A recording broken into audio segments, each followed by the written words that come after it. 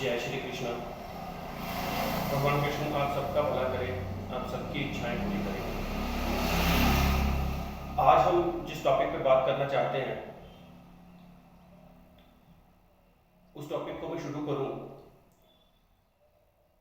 लेकिन उससे पहले आपसे हाथ जोड़ के ये निवेदन करना चाहता हूं कि प्लीज़ अगर आपको मेरी वीडियो अच्छी लगती है तो प्लीज़ मेरे चैनल को सब्सक्राइब करिए ताकि मैं ज़्यादा से ज़्यादा लोगों से जुड़ पाऊँ। और मैं आपको एक बात और कहना चाहता हूँ कि मैं कुंडली देखने की कोई फीस नहीं लेता। मेरी पर्सनल कंसल्टेशन का जो है वो बिल्कुल फ्री है, क्योंकि मेरा ये मानना है कि ज्योतिष एक ऐसी विद्या है जिससे शायद हम किसी का भला कर सकते हैं, किसी की कुंडली को देखकर उस कुंडली में बैठे हुए ग्रह की स्थिति को समझकर। तो आपका समय ज़्यादा नहीं लेते हुए आपसे फिर एक बार निवेदन करता हूं कि प्लीज़ मेरे चैनल को सब्सक्राइब करिए और मुझे ज़्यादा से ज़्यादा अपना सपोर्ट दीजिए।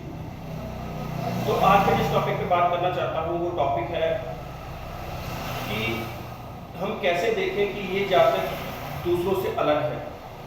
अब मान लीजिए आपने देखा होगा कि कुछ लोग लाइफ में ऐसे होते हैं जो पूरी लाइफ एक ही जगह बिता देते हैं। मतलब एक सिंपल सी जॉब मिली और उन्होंने उस जॉब में अपना पूरा जीवन निकाल दिया, लेकिन उनके पास सारे रिसोर्सेज होने के बावजूद भी वो वहीं पर अपना पूरा जीवन निकाल देते हैं। ठीक है, बस जो मिल रहा है प्रभु की हरि की इच्छा है।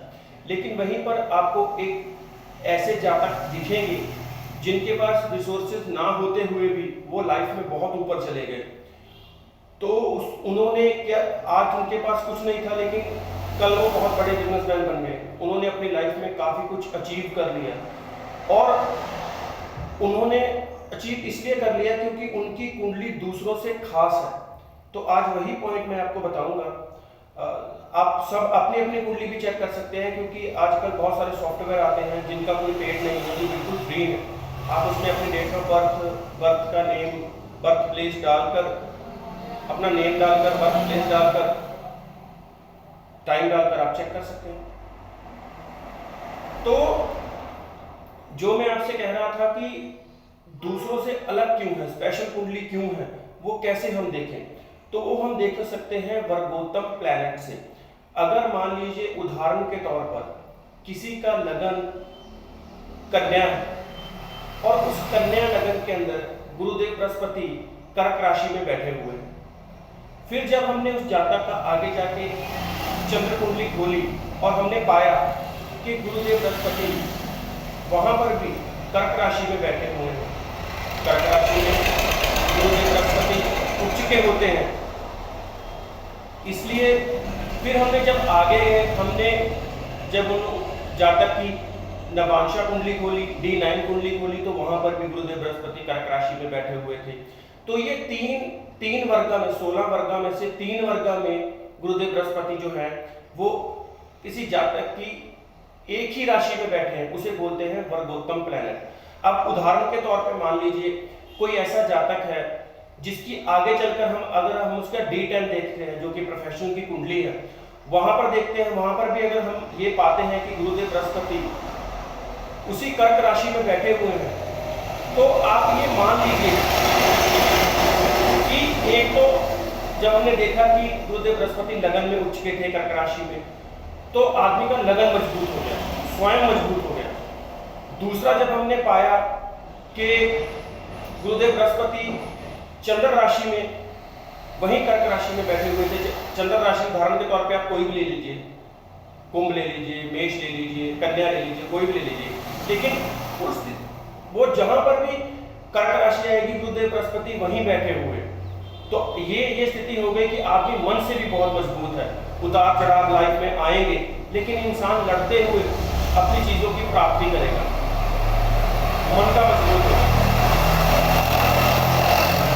वहीं जब हमने तीसरे बार देखा कि हमने पाया कि जातक की D10 चार्ट जो कि प्रोफेशनल की कुंडली है, वो भी मान लीजिए कोई वर्गा की निकल के आ जाती है। मान लीजिए वो कर्क है, मेष है, कन्या है, वृश्चिक है, कुछ भी है, लेकिन उनमें बृहस्पति वहीं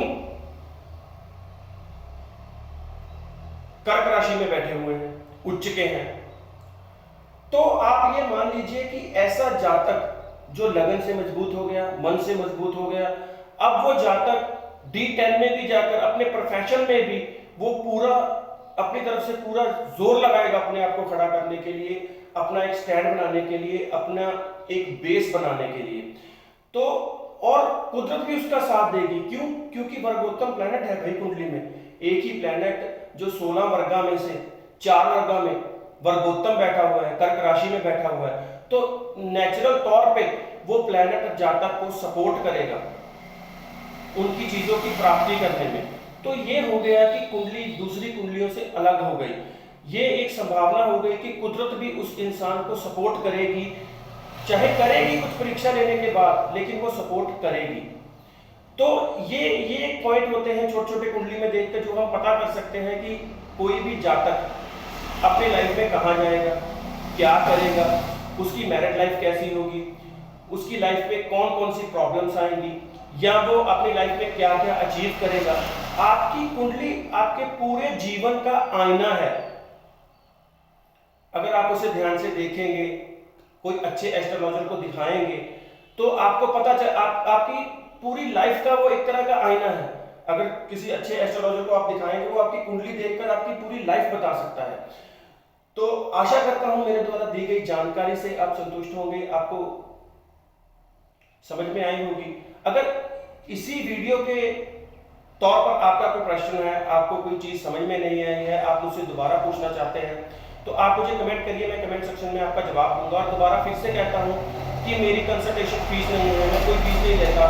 मेरा मानना यह है कि एस्ट्रोलॉजी एक विद्या है जिससे हम दूसरों का भला कर सकते हैं। आप अपनी कुंडली मुझे फ्री में दिखवा सकते हैं, लेकिन आपको सिर्फ मुझे व्हाट्सएप पर मैसेज करना है, सीधा कॉल नहीं करनी है। और जाते जाते आपसे निवेदन करना चाहता हूं कि प्लीज मेरे चैनल को सब्सक्राइब करिए, मुझे सपोर्ट करिए। श्री कृष्ण आप सबका भला करें, आपकी खुशियां, आप सबको जीवन में खुशियां दे, आपकी सारी इच्छाएं पूरी हों। जय श्री कृष्ण।